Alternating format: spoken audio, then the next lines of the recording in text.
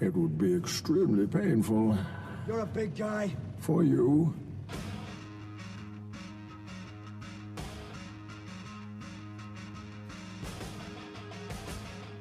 Some real surprises. Welcome to the 30th episode of News Dump, where we run through the hottest topics in the Lewis County news scene and discuss. I'm podcast host Aaron Van Tile, joined as always by Chronicle editor fella Eric Schwartz and reporter Claudia Yaw. It is Sunday, January 10th, and we're back. It's a new year, and after a quick break, Lewis County's Worst Podcast is ready to get back to the business of making half-assed efforts to explain the news and crack wise. But on the serious side, the Chronicle, as well as sister publications the Nisqually Valley News and the Battleground Reflector, have been sold. The new owners are Chehalin's Chad and Coralie Taylor. You may remember Chad Taylor from Chronicle stories such as Chad Taylor announces bid for fourth term. Schwartz aims to unseat Taylor on city council. Care to explain, Schwartz? I believe this is Joanne Schwartz. Not sure, positive. Sure it is. I think I remember it that way. And Chehalis City Councilor urges residents to take COVID seriously. That was also about Chehalis City Councilor Chad Taylor, who is now our co-worker? Owner? Colleague? Great. Before we get into local news, congratulations, Schwartz. Parler, the Twitter alternative, has been booted off of Google, Apple, and Amazon, which I can only imagine means more letters to the editor for you. Oh, yeah. I mean, our letters to the editor tend to skew to the left. I mean, just by volume. We get plenty of both. But, yeah, I mean, you just were bragging about your Parler account last week, so... Former Parler account, yeah. A note, it's still very much accessible, just not as an app, right? Yeah, I think you just go to the web browser, right? But Yeah. then Amazon announced that they were going to push them off, so they had to find another host of some sort. Okay, because I was on it an hour ago. Oh, were Looking at stuff. How does it work? I mean, that's something I could look into, but is it more like Twitter or more like Facebook? It's more like Twitter, I would say. Yeah. It's like Twitter without the like restrictions or I don't know. Yeah. Without the police quote, unquote, involved. Free speech network. Not the literal police. And from the tech company's point of view, the explanation seems to be all the same, right? That was used to plan the run on the Capitol last Wednesday. They were concerned. They were concerned about. I read a story last night that said they were concerned about perhaps a second event targeting January 19th, the day before inauguration, and kind of encouraging an armed march on Washington D.C., which as volatile as everything is, that probably wouldn't be the greatest idea. I don't know. How do you guys feel about it getting cut off? I've talked to a few people that are upset about it, and they don't even have Parler. They see it as, this is you're censoring. I don't personally feel that way. I don't think it's not a free speech thing. It's a company that businesses can do whatever they want. If they don't want to host Parler, then they don't have to host Parler. That's how I always counter it too, and I always try to, if you boiled it down as an example at the Chronicle, letters to the editor. If somebody sends me a letter to the editor that says, hey, we're going to have an armed run on the Lewis County Courthouse. Everybody come join. Ask me if you have questions. I wouldn't run that. I mean, I don't think I would anyways. But to them, at least the people I've talked to, it's just like, well, these things are so big that they need to be reined in, which I guess the government's doing anyways. But I personally, I don't have a problem with it. So. I feel like it's not the government's job to rein them in. But if the free market determines that it's not a good business decision, that's up to the free market. And I imagine, like Claudia said, it's still accessible in a lot of ways, and I think people will find a way to get on there. Yeah, like all this debate over whether it's the correct move or not, I feel like is kind of moot by the fact that I can still get on it on my phone and on my computer. I feel like that doesn't actually have a huge impact. I think they were asking for moderation too, which is what you get at Facebook. I've been in Facebook jail multiple times. Oh. I don't even know what I did, and I did not like it, but I still use the service, and it's still the best way for us to reach our readers. So. Okay. All right. And with that, that's all the Parler talk we'll have for this episode.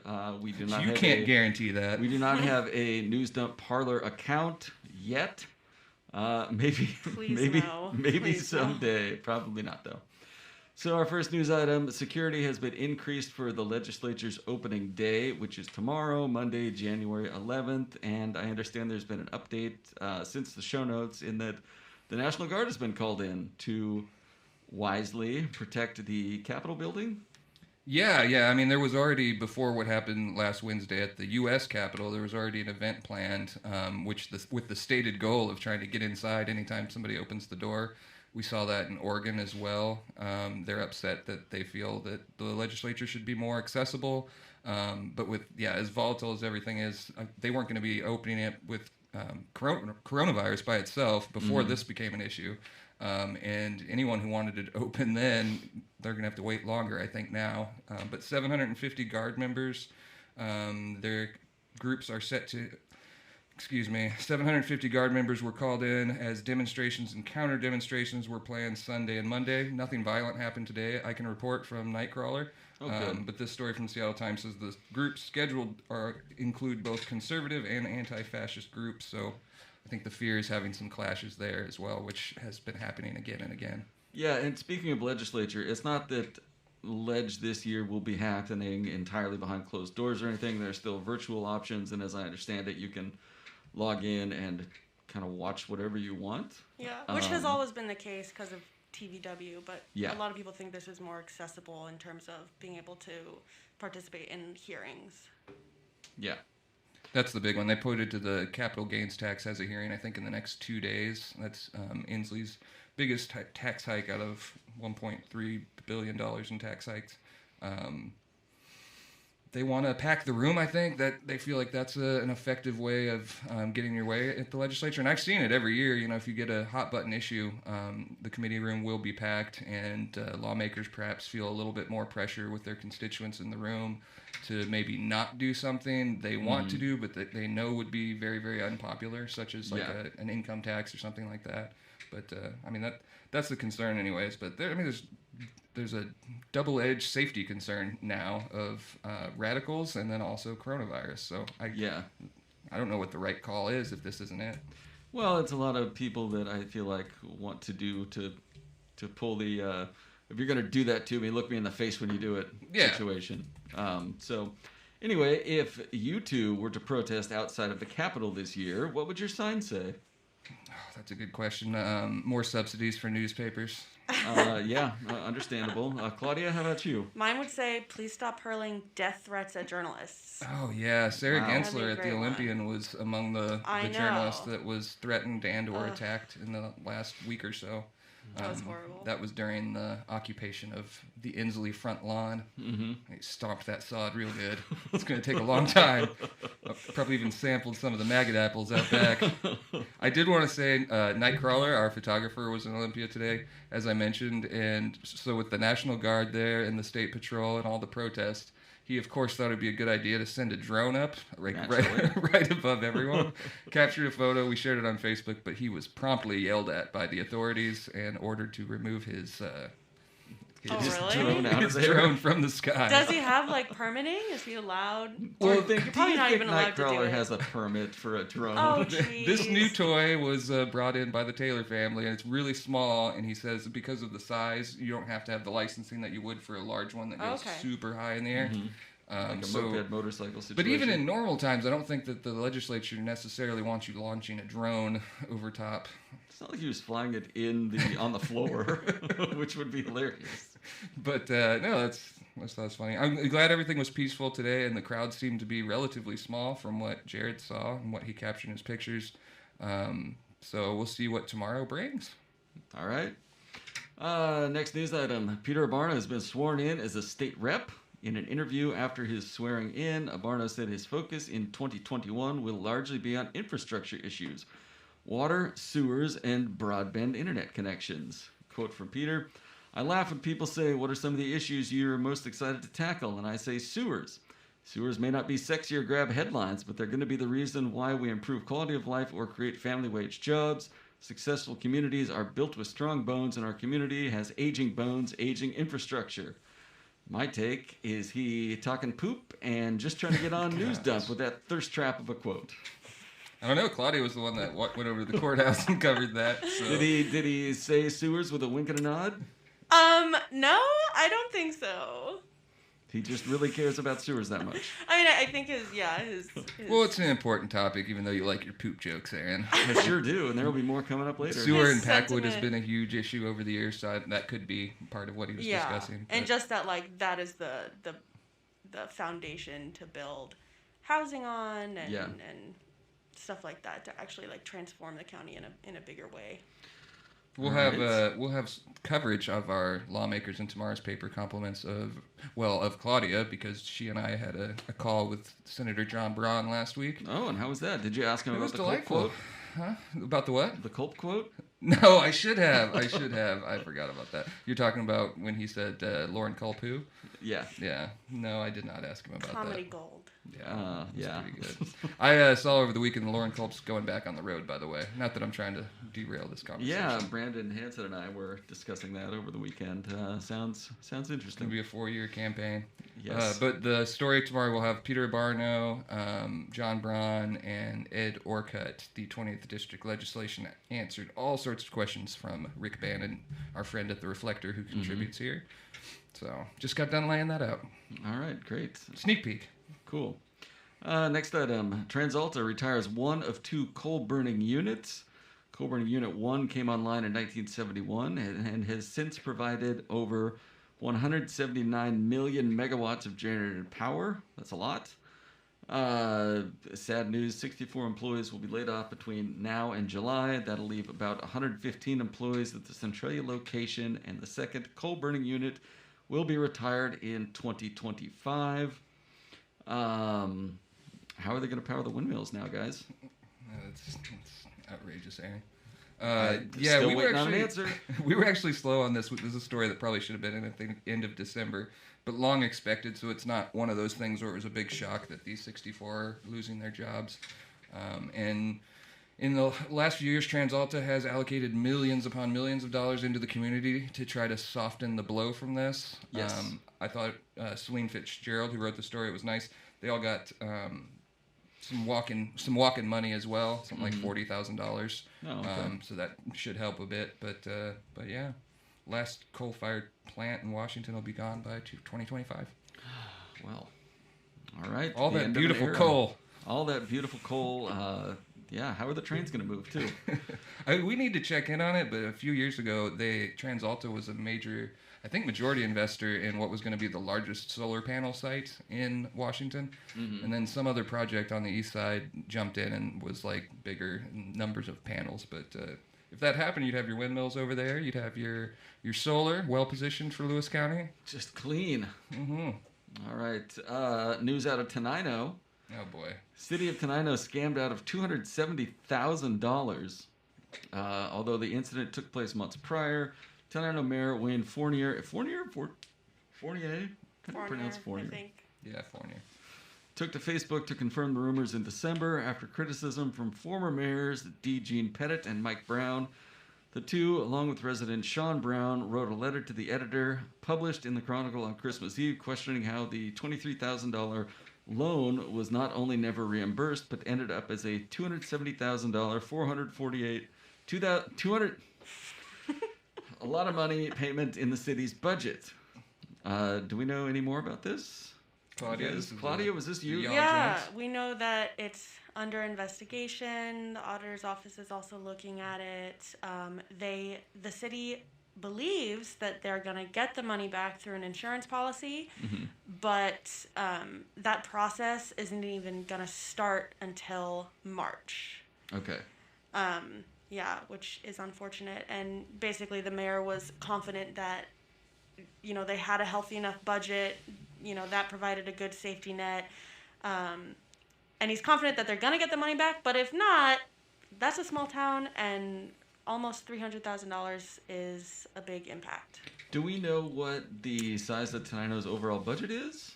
No, Like how big I'm of a not chunk sure. that would be? That's Not a off the good top of my question. head, no. It's a good question. All right. Hat tip to Wayne Fournier for owning up to it and not just ignoring questions about it, which is something that I'm sure at some point we have seen local governments do, just kind of stonewalling and, whoa, what are you talking about? But, he was seemingly a little proactive about it. I mean, granted, it took several months. It happened back in April. Yeah.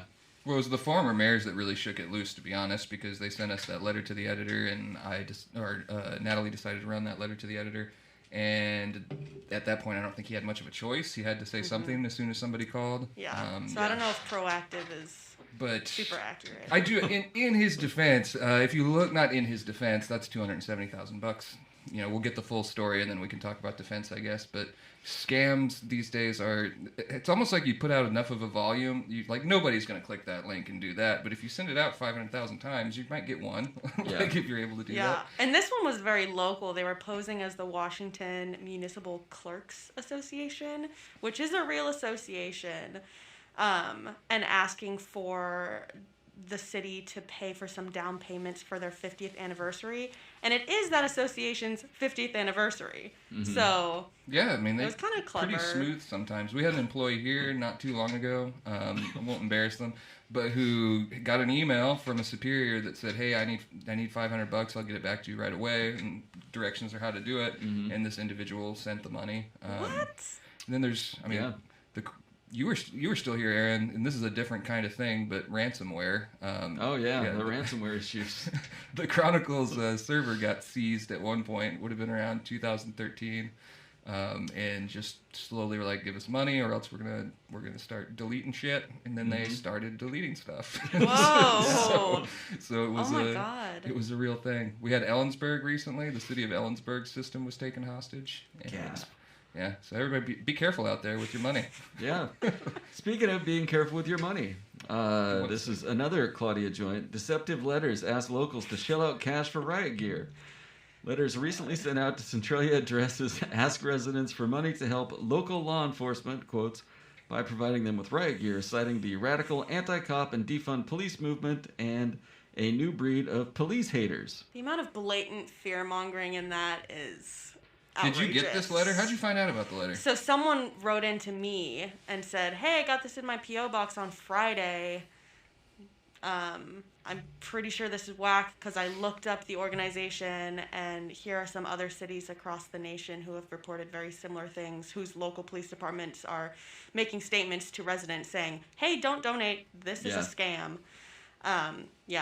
And then we got the executive director of that organization on the phone who had that pretty mind-blowing quote of, "Just because we're fundraising in your area doesn't mean the money's going to your area." Even though we say local law enforcement 800 times and have Centralia and your state outline on the letterhead. They fully hope their whole model requires no one to ever Google them. But it could work, you get an older person and that's very supportive of the police, and they read this and I'll just send them some money real quick. Because a very quick Google search gets you the Center for Investigative Reporting having them on, quote, America's worst charities, and they're number 18. What was number 1 on that list? I couldn't tell you. That's a great question. All right, there was a lot of holes in their story. For one, Centralia Police Chief Stacy Denham noted that he had never heard of them. Dusty Breen from the Lewis County Sheriff's Office said he had never heard of them. They did apparently tell you that they helped out the Kittitas Sheriff's Office, apparently, but it sounds like they kind of half-assed it and sent them a card. Yeah, and that's something that it seems like the organization uses as not as a shield, but as "Oh no, I swear we have helped organize or departments in Washington State. Here's a list." And then you call those sheriff's departments, and what it was an inspector at that sheriff's office said, "I've never heard of them," but then when he looked through the records, he was like, "Yeah, we got a signed thank you letter from them, from this organization based in, not Kentucky, Kansas." And then they got a couple $100 worth of medical supplies that they didn't ask for and probably don't need. Yeah. So, quick hit question. Should you give this organization money? No, not if you are thinking that it's going... unless you want to help out local departments in Kansas. Okay. I guess. I think the Chronicle should start a similar model and start sending out letters about the evils of the internet and the tech giants. We really hit on that. No, I wouldn't. I would not give them money. If you are going to donate money to perhaps a law enforcement centric charity, maybe consider Shop with a Cop locally or something. They take kids around at Christmas and, get them presents for kids that might otherwise not get some. That's a nice situation to deal with. Probably not these fellas. So, next item. Richard DeBolt to lead Economic Development Council. We know Richard. EDC Board of Directors Chairman Dan Rich told Lewis County Commissioners at a meeting last Monday that this person is not the answer to all of our questions, but he's certainly in the knowing and ability to go and get those answers for us. It's a nice endorsement. So our question, is Richard the right man for the job? A few points. He has worked with the state legislature, TransAlta, the Chamber of Commerce, and the Chronicle. He has a boat. He sounds like sports media personality Bill Simmons, and he's best friends with former Chronicle editor Michael Wager. So, all very valid sold. Points. Based strictly on his experience, I think it's pretty obvious he'd be a good choice. Not even just the legislature, that's where your head goes, because he's there for 24 years, but he ran the chamber for a while too. People forget that. It's very full circle in that way. Mm-hmm. So having the chamber work together with the EDC, I think that would be good for everyone. And he knows his way around a banquet. He does know his way around a banquet. He does throw a banquet every And he year. has a boat. You only know that because, well, not only, but he took our receptionists out on his boat when he was working here for a while. It was a real highlight for them. What the heck? Yeah. Claudia looks puzzled. So weird. It was a morale I booster. do not understand what's going Come out on. on Richard's boat. Yeah, he's got a boat up in the... Did he work here? Yeah, he did. He was a What? consultant briefly. Oh, okay. Well, I think he was like VP of marketing or something like that. Something like that. Yeah, he worked with former publisher Michael Wager. Yeah. So Richard leading the Economic Development Council. All right. That completes our big news topics. Anything else you guys want to add before we get into segments? No, we have a new reporter who arrived this week, Emily Fitzgerald. Another Fitzgerald? So we'll have to have her on. Yeah, we have two now, Celine and Amy. In fact, our emails, not Amy, Emily, our emails, we always go with a first letter of your first name and then your last name. And because of the Fitzgerald situation, she is just Emily at cronline.com. Ooh. Which I think is pretty cool. Nice. I'm going to go ahead and Wow. buy up Aaron at cronline.com so you can't have it. And wait for my new friend named Aaron. Let him You're have going to it. bring in Aaron Kunkler again and give it to him? She hit the ground running, and she had a story. It'll be in Tuesday's paper, but we already have it up at cronline.com on a controlled substance homicide out in That sounded, yeah. Mossy Rock. So you don't really see those too often for a lot of reasons. Most of the time, if someone has an overdose, you can't trace it back. In this case, tragically, you could, and they had text messages where he had warned the woman not to take a full dose, and she replied back, "I already did." And then he never got an answer to any of his additional text messages, and they found her the next day. So that's tragic. It was fentanyl. She had a rough first week. There were a lot of really heinous crimes that she had to report. Very Yeah. heinous Yeah. crimes. Big I felt bad really crime bad. week. She I did was like, good. hey, I don't think this is normal, but I don't know, maybe it is. I don't read crime stories. Yeah, no because they're kidding. upsetting. She had that. She had the Rochester guy sexually assaulting his mother and dog, Yeah. which was also bad. The car crash or flatbed truck crash in Wenlock. The much maligned not tow truck. It was a flatbed. People are so concerned. Upset about that, yeah. People in Lewis County like Oh their my trucks, gosh. man. We have to approve all the comments manually on Cronline, so like on deadline, I won't check for probably like 3 hours, and somebody had commented, "Hey, where's the tow truck?" Because that's what the headline said, and it didn't get approved. So they did what anybody would do. They called our former COO Kim Profit, and we're just like, "My comment has not been approved. That is not a tow truck." They really duped it out in the comments too, because so many people were saying that, and then other folks were chiming in and like, "Hey, someone almost died." Yeah. Like, maybe that's a better question. Well, in the photo, I mean, they had to use jaws of life, so they cut the whole top off of it, and it's so mangled you couldn't see it. Could have been one, but it's... Well, on the door it did have the Yeah, it logo was a of sheep truck, so. what it was. Yeah. No, that wasn't I even, understand. that was my fault, because someone called in with that tip and said, "Hey, a tow truck flipped over," and then I called Crawler and was like, "It's a tow truck," and I think we just used it so many times that, yeah, that's, I mean, it's not a good mistake, It but... incepted itself into It was Crawler's on the internet for like brain. an hour before it was corrected. Oh, so- really? Yeah, I mean, as soon as we started seeing the corrections, it was changed. But so that makes them all look quite silly. We showed Take that! Crawler had great photos of that, though, as he always does. Yeah. All right, moving on to business features. Our first one, Napavine Dog Trainer opens new training company.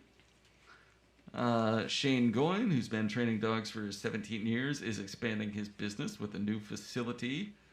This is out in Napavine. 2 months ago, Goyne created the Dog Tank, an expansion and merger of his dog training business that's a one-stop shop for all canine behavioral and social needs. The Dog Tank. Dog Tank. So when I heard the name, I thought, and I mentioned this already, but I thought Shark Tank, but it's dogs, and so you pitch ideas to dogs, and they decide whether or not to invest. I thought it's a fighting ring, because that just sounds like the that name would be something of if a it dog was. fighting ring.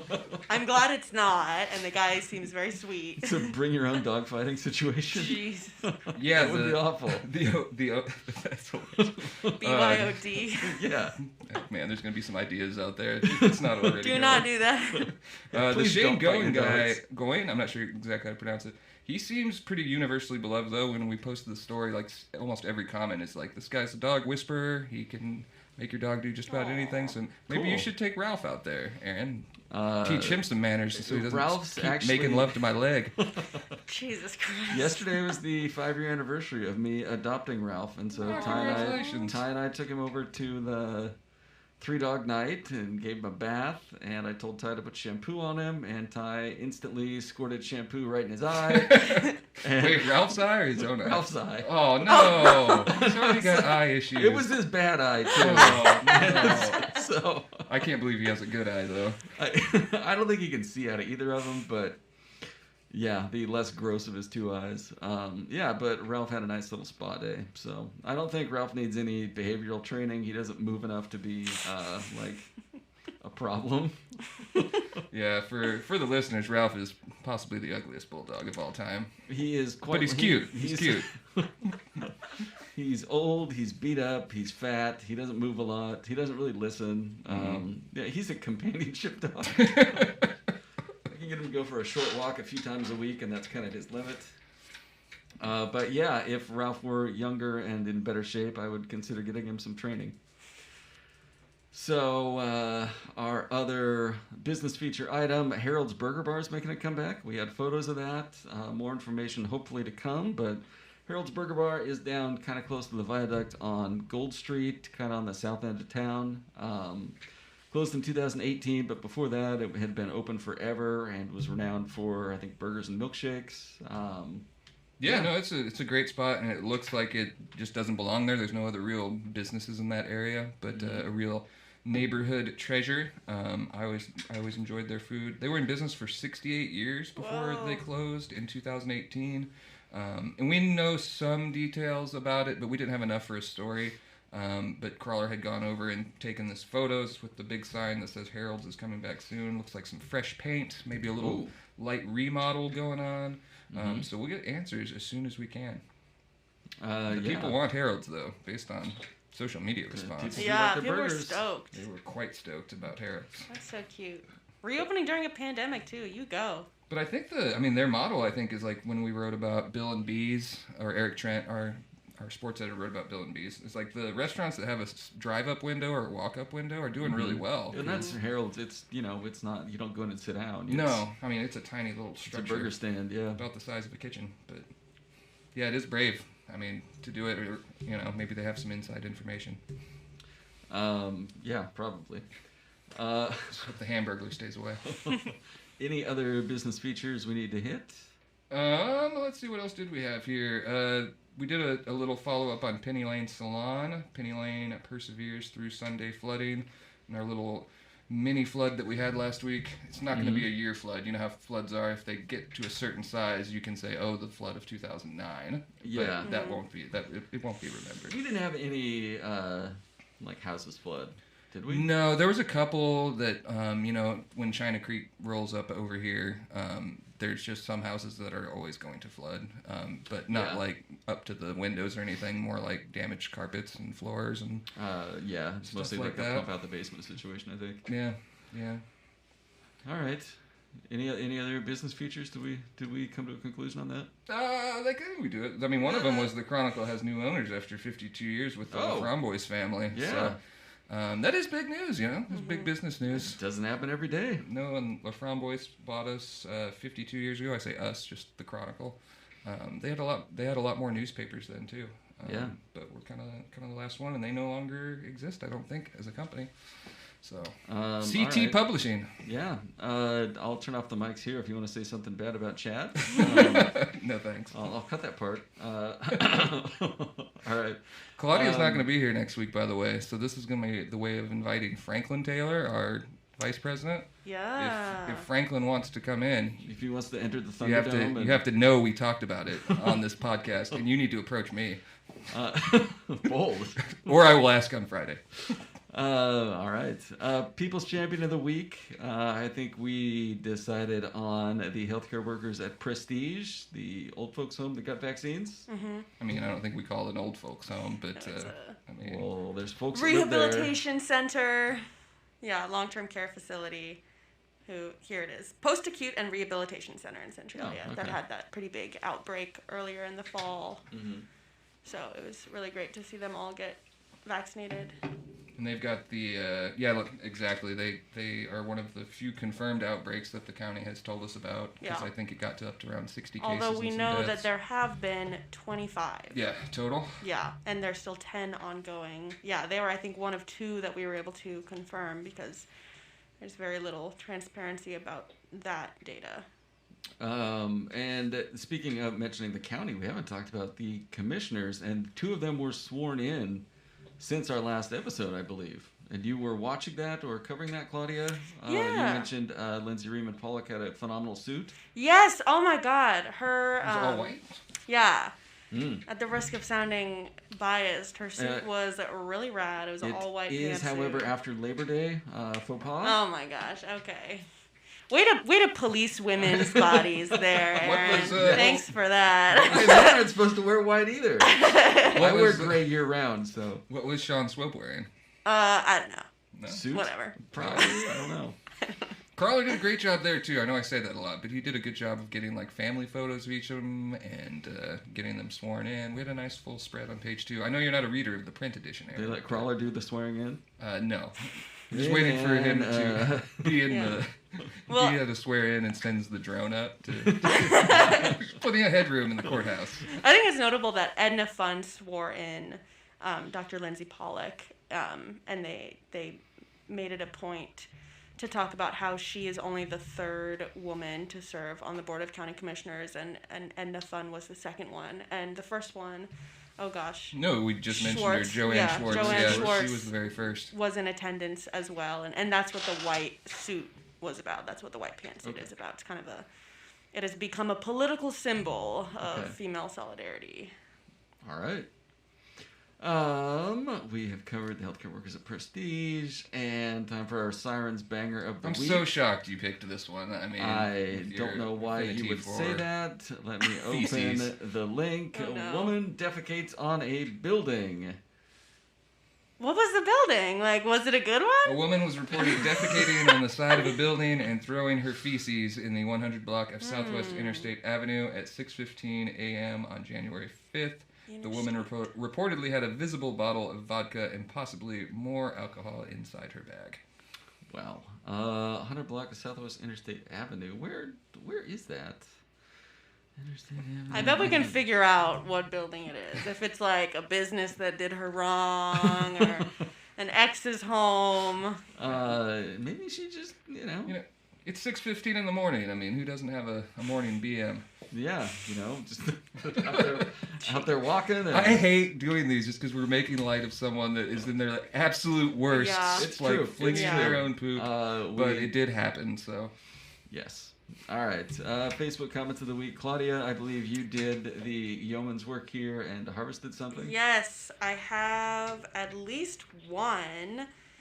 Okay, this one is funny. Paul, can I say his name? Is that okay?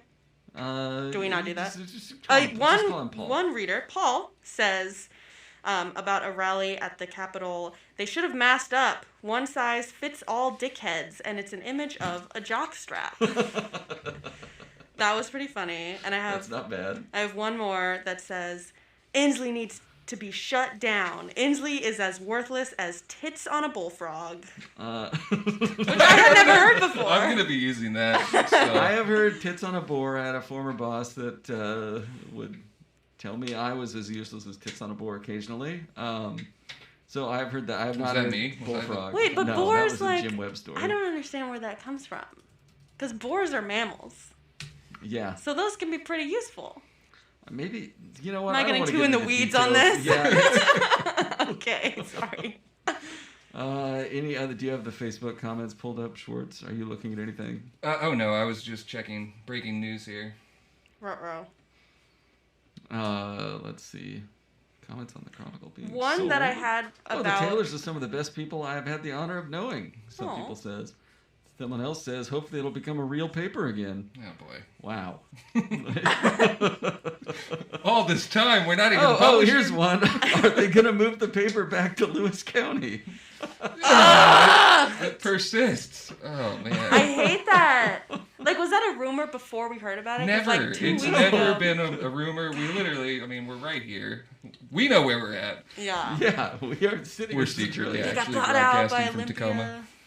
Here's somebody else that says, best of luck. My respect for the Chronicle has grown over the years and will continue to do so. I have Aw. given up following the Olympian in favor of your newspaper. Oh, let's leave it at that. I feel like it's going to get more dangerous if you keep reading. That one was nice. You know what? That one was nice. Hopefully the Chronicle will start printing real news again. All that Shots Sick. fired fake at you. stuff we've been doing. Gosh. Wait, we're not supposed to just, like, make it up? Dang. Take a lot of changes to make it more than a liberal fish wrapper. All right, I'm just going to close the window now. Yeah, we're either a liberal rag or a conservative. I'd say we get equal amounts of both. It's kind of frustrating. Or you're printed somewhere outside of Lewis County, or If there's anyone listening Working. that just hates the media, I just give your newspapers, especially like a little bit of room here. Like, it made me sick to read about Sarah Gensler at the Yeah. Olympian, Yeah. just because 99% of what she does is small community journalism. Like, if there's a fire, if there's a flood or something like that, we're there to give you a platform. Yeah. And just because you don't like something that maybe was on the editorial page or that you heard on CNN does not give you license to threaten a reporter. Yeah. So. yeah, the people showing up to write a business feature about, say, a local dog groomer are not the same people like reporting on whatever the president might be doing tomorrow. And you might find an opinion. I mean, in the weekend edition, Brian Mitke had a column that drew some consternation, mostly approval from readers that I've seen so far. Just, obviously critical of what we should all be critical of, is a siege on the Capitol. Hey guys, let's not where the do dividing that. line is. Yeah. But, it's just, I wish there was more understanding there, but I don't know if that's the most reasonable crowd. I don't think that you can really reason with anyone that wants to threaten violence to a reporter anyways, especially newspaper reporter. Yeah. Any reporter. Why am I carving out space for us? Get the TV people, but not us. It's frustrating when it's folks who, like activists or anybody who are clearly getting their information from reliable sources and then make really broad statements about journalists in general. And it's like, do you know how you got information about that protest in D.C.? Do you know how Yeah. you got any of this information about, like, what bills are in the legislature right now? It's because of journalists. Maybe Like, they got it all off of Parler. You can't... I know you didn't. Like, you can't benefit from journalism and also make those broad statements. Yeah. All right, and with that, I think we're going to wrap it up. Anything to look forward to in the Tuesday edition? Election coverage. Yeah, Claudia, you go first. What are you working on? Oh, gosh. People are pissed about the regional reopening. Yes. That's what I got. People are very okay. upset. Okay, which is kind of funny because I think every single county is thinking that, oh, now we're in this group project, we have to rely on our neighbors, and they're going to drag us down. And I think even, like, the counties who are doing very poorly are thinking that as well. And I was looking through the Facebook comments. No, it's true. I was looking through the Facebook comments, and people were like, oh, we're lumped in with Thurston County, like, they're going to drag us down. And Like, look at the Thurston numbers. County is doing fairly better than us in most metrics as of Friday. I get the sentiment, though. They don't ever want to. You don't want to be tied in with the big city Olympia. We're different. We have different character down here. All that, and it's super confusing. Like, you're a very smart journalist, and you worked it out and wrote a story about it just because we want to help explain it. Mm-hmm. But even as I'm reading it and then trying to pair what you had written about how it works with the four metrics, I'm like trying to go do my own research and math and stuff. It's hard. Like Totally. to expect anyone to just know how to do it. So there needs to be. If this is what we're going to do, the dashboard needs There to... will be. Okay. Yeah, this week happen. is expected to be published regionally and to have those 4 metrics so people can track how we're doing. And it was announced right after we published, which it would have been helpful if it happened a little earlier, that nobody's opening until at least the 18th. So Well, nobody's allowed to open. Yes, yes, no one's allowed to open. I'm glad we got that covered. Good. All right, and with that, we're going to wrap up this 30th milestone edition of News Dump. We will be back with number 31 in honor of the great Reggie Miller. Middle-aged podcast. How dare you? We'll be back next week with somebody subbing in for Claudia. Big shoes to fill, but hopefully somebody will get it done. Maybe Franklin. Call us, Franklin. All right. Thanks for listening. You can follow this podcast on your Apple Podcast app or Spotify, or if you're a pilgrim, you will go to cronline.com/podcast. You can put on your Pioneer bonnet and click the link there. Thank you. We'll talk to you next week.